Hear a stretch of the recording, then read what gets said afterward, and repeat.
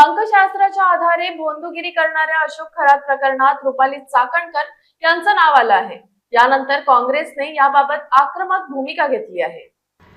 भोंदूबाबा अशोक खरात यांच्या प्रकरणात महाराष्ट्र राज्य महिला आयोगाच्या अध्यक्ष रुपाली चाकणकर यांचेही नाव घेतले जात आहे।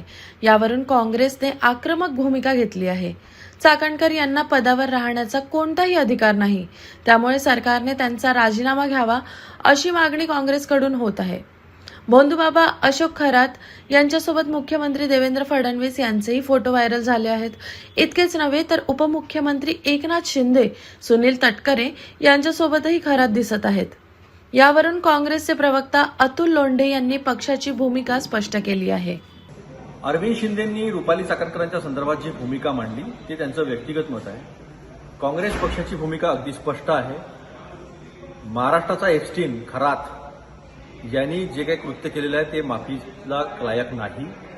रुपाली चाकणकरांचा त्यांचा संबंध स्पष्टपणे दिसतो आणि त्यांच्यावर या महाराष्ट्रातल्या महिलांच्या सुरक्षेची आणि त्यांच्या काळजीची भूमिका आहे। त्या भूमिकेपासून त्या दूर झालेल्या आहेत, त्यामुळे त्यांचा राजीनामा हा झालाच पाहिजे। त्यांना पदावर राहण्याचा कुठलाही नैतिक अधिकार नाही, ही काँग्रेसची स्पष्ट भूमिका आहे।